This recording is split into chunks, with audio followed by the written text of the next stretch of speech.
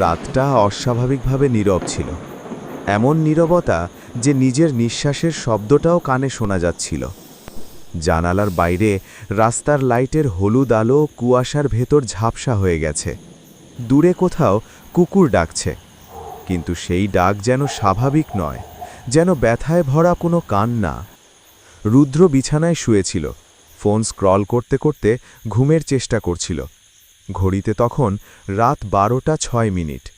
ঠিক তখনই শব্দটা এলো, ঠক ঠক ঠক।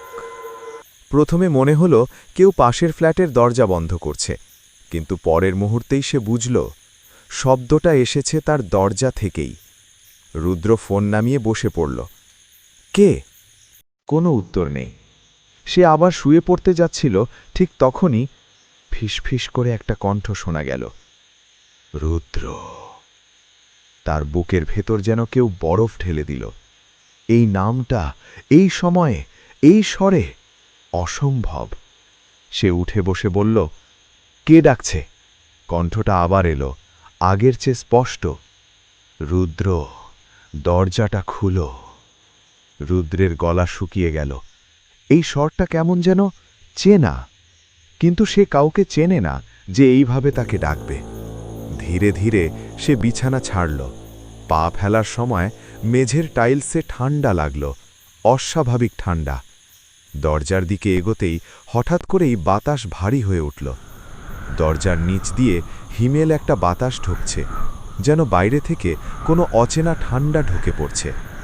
সে দরজার সামনে দাঁড়াল, হাত বাড়াতে যাচ্ছিল, ঠিক তখনই আমার সেই ফিসফিস, তুমি কি আমায় ভুলে গেছ? রুদ্র পিছিয়ে গেল এক পা। আমি তোমাকে চিনি না। এক মুহূর্তের জন্য নিস্তব্ধতা। তারপর দরজার ওপাশ থেকে ভেসে এলো একটুখানি হাসি, ভাঙা, বিকৃত, বহু কণ্ঠ মিশে থাকা হাসি। তুমি আমাদের ডাক দিয়েছিলে রুদ্র। রুদ্রের শরীর ঠান্ডায় জমে যাচ্ছিল। সে জানত সে কখনো কাউকে ডাকেনি। তাহলে এই কণ্ঠ কেন বলছে এমন কথা? হঠাৎ দরজার ফাঁক দিয়ে একটা ছায়া সরে যেতে দেখা গেল। মানুষের মতো, কিন্তু পুরোপুরি মানুষের মতো নয়। মাথাটা অস্বাভাবিকভাবে ঝুঁকে আছে, ঘাড় যেন ভেঙে গেছে, তবুও শরীর দাঁড়িয়ে আছে। রুদ্র পেছাতে পেছাতে দেয়ালে ঠেস দিল। তুমি কে? এক মুহূর্ত পরে দরজার ওপাশ থেকে উত্তর এলো, আমি সেই যাকে তুমি আয়নায় বন্দী করেছিলে। রুদ্রের মাথার ভেতর আচমকা এক পুরনো স্মৃতি বিস্ফোরণের মতো ফেটে পড়ল। গ্রামের সেই পুরনো দিন। তখন রুদ্র কলেজে পড়ত। বন্ধু নিলয়, তন্ময় আর পিয়ালি, চারজন মিলে সবসময় রহস্য আর ভূতের গল্প নিয়ে মজা করত। গ্রামের শেষ প্রান্তে ছিল একটি পরিত্যক্ত বাড়ি। লোকেরা বলতো, ওখানে গেলে রাতে কারো ডাক শোনা যায়, যাকে একবার ডাকে সে আর স্বাভাবিক থাকে না। তন্ময় একদিন হেসে বলেছিল, চল না, একদিন গিয়ে দেখি সত্যি কিছু আছে কিনা। পিয়ালি ভয়ে বলেছিল, পাগল হয়েছিস, ওখানে নাকি কেউ মারা গেছে। নিলয় হাসল, আর ভয় পাবি না, ভূত থাকলে ডাক দিব, দেখি আসে কিনা। রুদ্র তখন সাহস দেখাতে চেয়েছিল। সে বলেছিল, চল আজ রাতেই যাই। সেই রাতে চারজন টর্চ হাতে ঢুকেছিল বাড়িটায়। চারদিকে ধুলো, মাকড়সার জাল, দেয়ালে কালচে দাগ। মাঝখানে একটা বড় আয়না পড়েছিল, ফাটা কিন্তু অদ্ভুতভাবে পরিষ্কার। নিলয় ঠাট্টা করে বলেছিল, এই আয়নাতেই নাকি ভূত আটকে আছে। তন্ময় হেসেছিল, তাহলে ডাক দেই।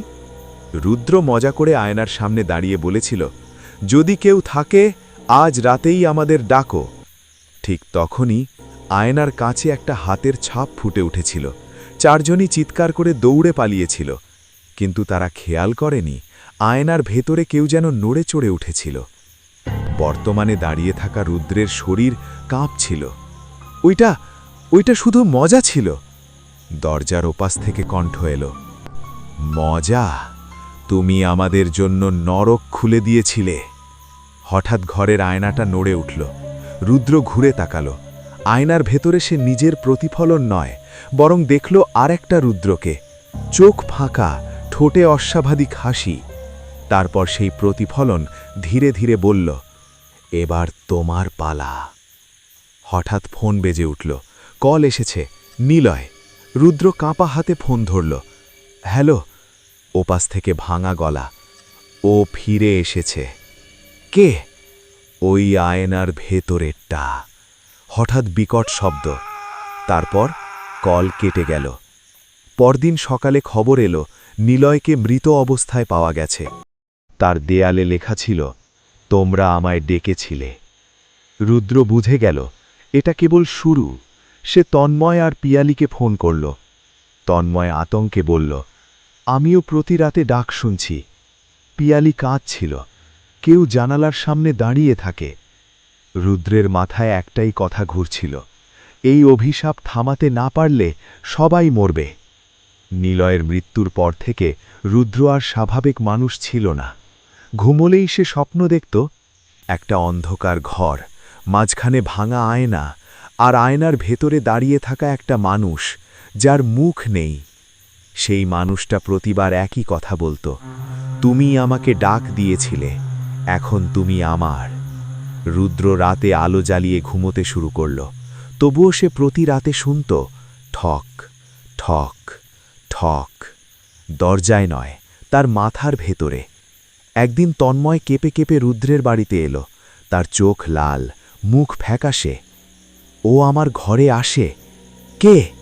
তন্ময় ফিসফিস করে বলল, আয়নার ভেতরেরটা।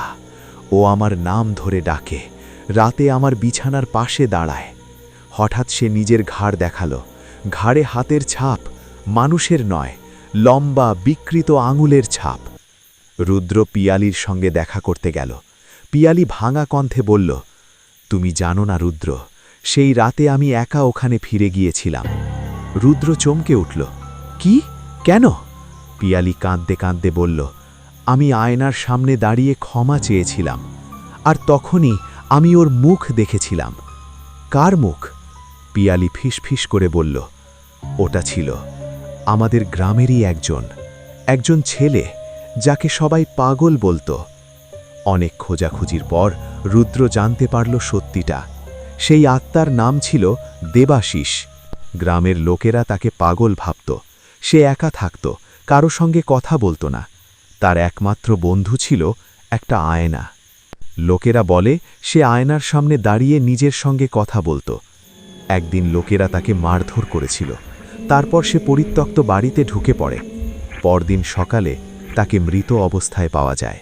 মুখ বিকৃত, চোখ ফাঁকা, কিন্তু তার সামনে পড়েছিল সেই আয়না। লোকেরা বিশ্বাস করত তার আত্মা আয়নার ভেতরে আটকে গেছে। রুদ্র বুঝতে পারল সেই অভিশাপের মূল। সেই প্রথম বলেছিল, যদি কেউ থাকে আমাদের ডাকো। সেই বাক্যটাই ছিল দ্বার খোলার মন্ত্র। দেবাশিস অপেক্ষা করছিল বহু বছর, কেউ তাকে ডাকবে যাতে সে বেরোতে পারে, আর রুদ্রই তাকে সুযোগ দিয়েছিল। এক রাতে রুদ্র তন্ময়ের ফোন পেল। তন্ময় চিৎকার করছিল, ও আমার সামনে দাঁড়িয়ে, ও আয়না থেকে বেরিয়ে এসেছে, ও আমার নাম বলছে।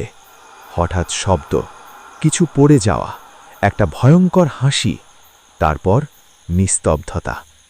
পরদিন সকালে তন্ময়কেও মৃত অবস্থায় পাওয়া গেল। তার দেয়ালে লেখা ছিল, আর একজন বাকি। রুদ্র বুঝে গেল এবার পালা তার। সে আর পালাতে পারবে না। রাতে আয়নার সামনে দাঁড়িয়ে সে চিৎকার করল, তুমি কি চাও? আয়নার ভেতর থেকে কণ্ঠ এলো, তুমি আমাকে মুক্ত করেছিলে, এখন তোমাকে মুক্তি দিতে হবে সম্পূর্ণভাবে। কিভাবে? তোমাকে আমার জায়গায় যেতে হবে। রুদ্রের গলা কেঁপে উঠল, মানে আমি মরব? আত্মাটা ফিসফিস করে বলল, তুমি মরবে না, তুমি আটকে থাকবে আমার মতো। একজন বৃদ্ধ সাধু রুদ্রকে বলল, এই অভিশাপ থামানোর একটাই উপায়, যে ডাক দিয়েছিল তাকেই আয়নার ভেতরে যেতে হবে, নয়তো আরও মানুষ মরবে। রুদ্র চোখ বন্ধ করল। সে বুঝল তার ভুলের শাস্তি তাকে নিতে হবে।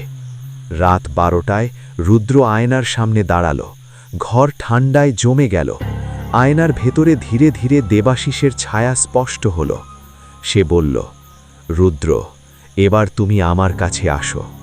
আয়নার ভেতর থেকে হাত বেরিয়ে এলো, লম্বা, কালো, অস্বাভাবিক। রুদ্র এক ফোঁটা চোখের জল ফেলল।